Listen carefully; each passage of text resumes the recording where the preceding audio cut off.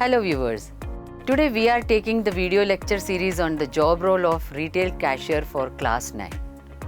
In this job role, firstly we will take Unit 1 Introduction to Retailing, Session 3 Store and Non-Store Retailing.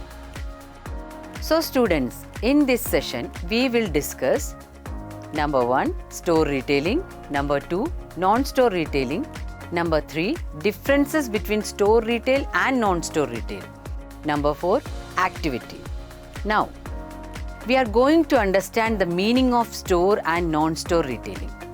You might be thinking this retailing world is expanding its world. Yes, the deeper we go, the more interest you generate. In India, a variety of retail stores exist to deliver different products to the end customers. Retailing can be classified as store and non-store retailing. Firstly, let's understand the store retailing. When goods and services are sold from one physical place or store is called store retailing. The basis of classification of store retailing is ownership and merchandise offered. Now we will understand on the basis of ownership. A. Independent retailer. A person who owns and operates with family members or assistants. He or she has direct contact with the customers. For example, the local kirana store owner and the panwala. He or she decides the retail strategy depending on the store location and product mix. B. Chain retailer or corporate retail chain. When a significant number of outlet store operated by a single owner, it is called a retail chain. Chain retailers are offered the same type of products, store environments and sales promotion. For example, Reliance, Bata, Arrow, Louis Philippe, Food World, etc. When you go to the mall, you find all these kind of uniformity in one place. C. Franchising. A franchise is a legal contract between a company, that is the franchisor, and the store owner, that is the franchisee, which allows the store owner to conduct business under an established name. For example, McDonald's, you call them McD, Pizza Hut, Van Heusen, Domino's, etc. D. Consumer cooperatives. A consumer cooperative is a retail store operated by member customers. This type arises largely because of dissatisfied consumers whose needs are not fulfilled by existing retailers. For example, Apna Bazaar in Mumbai, etc. Now, let us move to the next topic. The next topic is based on the merchandise offered. A. Convenience stores. These are small size stores located in residential areas. They are open for long hours and offer a limited line of convenience. Products like eggs, bread, milk, vegetable, etc. Here we call them Sachi, Amul. B. Supermarkets. Supermarkets are large retailing stores selling a huge variety of consumer products, mostly food items of household use and grocery with a low marginal gain. It operates on a self-service style but has a high turnover. It offers minimum services and operates on a cash and carry basis. C. Hypermarkets. Everybody knows that. A hypermarket is a combination of a supermarket and a general merchandise store. It is a very large store typically. At destination locations, they are designed to attract customers from a significantly large area with their low price offers, unique range and other offers. It follows the self-service styles. D. Specialty stores. A store specializing in one type of product, merchandise, or a single line of goods, furniture, jewelry, household, consumer electronics, sports, domestic appliances, etc. is termed as a specialty store. E. Departmental stores. Departmental stores are those stores offering a variety of goods under a single roof, located in central places or a busy locality. It requires capital to maintain different departments and a huge stock of goods.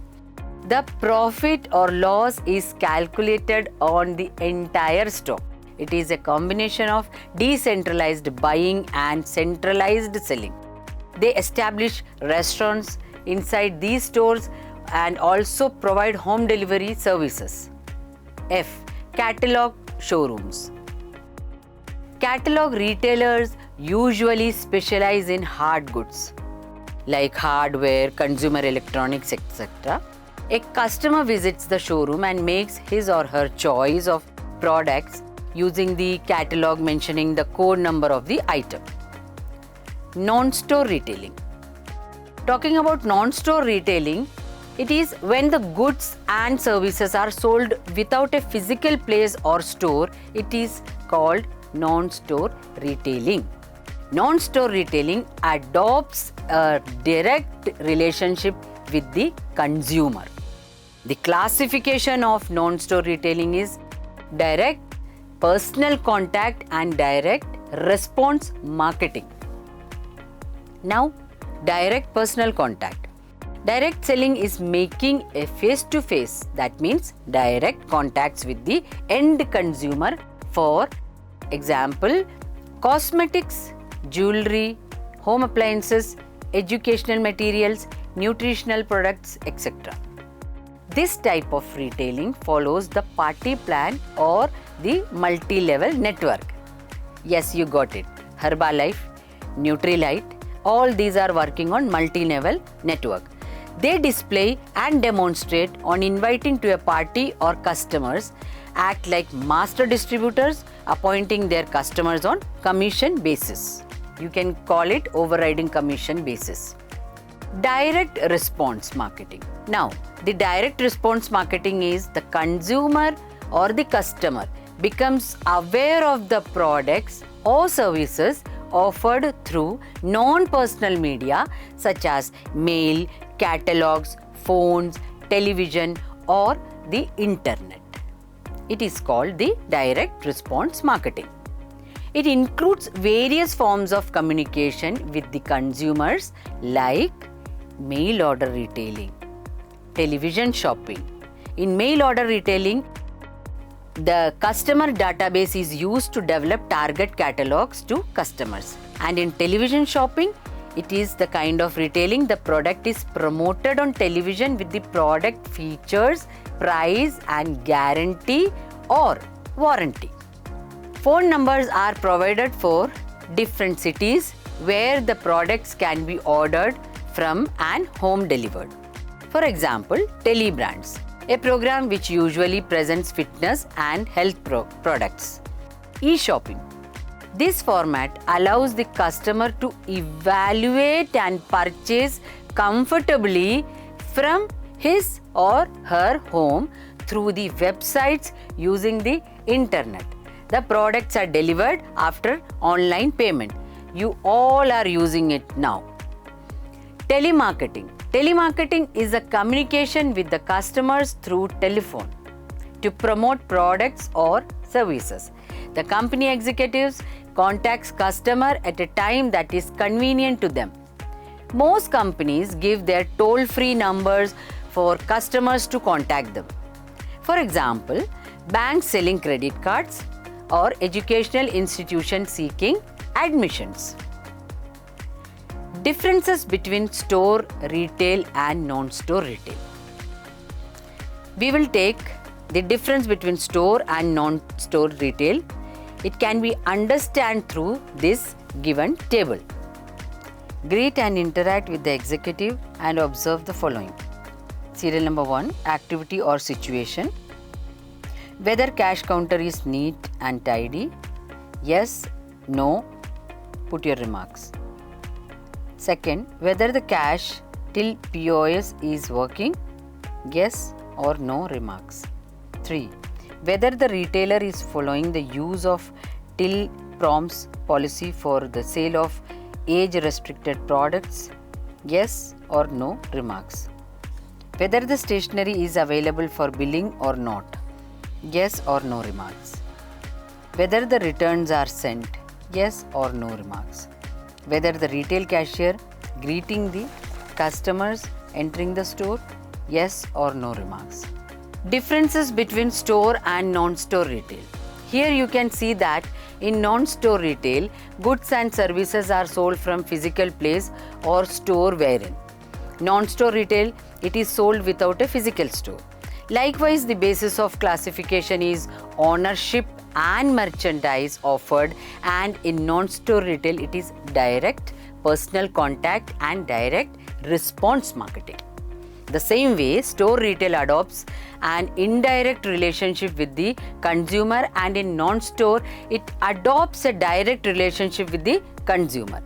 In store retail, the customer visits the showroom and makes his or her choice of the products, whereas in non-store retail, the customer becomes aware of the products or services offered through a non-personal medium like mail, catalogs, phones, television or internet. Now let us go through an activity to understand the chapter better. Activity. Prepare a model chart on store and non-store retailing. Materials required for this: a chart paper, thermocol, glue, sketch pen, pencil, eraser or glue stick. The procedure. Divide the class into two groups. One group should given the topic of store retailing and the another group should given the topic of non-store retailing.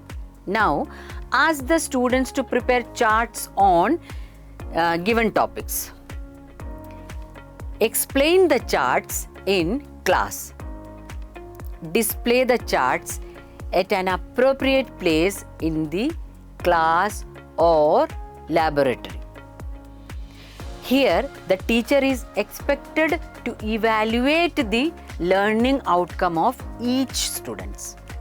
Now, let us wrap this session by rephrasing the learning. Okay, today we have learned store retailing, non-store retailing, differences between store retail and non-store retail, chain retailer or corporate retail chain, and an activity to understand the store and non-store retailing. So viewers, you have learned about this session in an interesting manner. I hope you have understood the lesson and have taken notes of important points through watching this educational video. See you in the next session. Till then, take care. Thank you.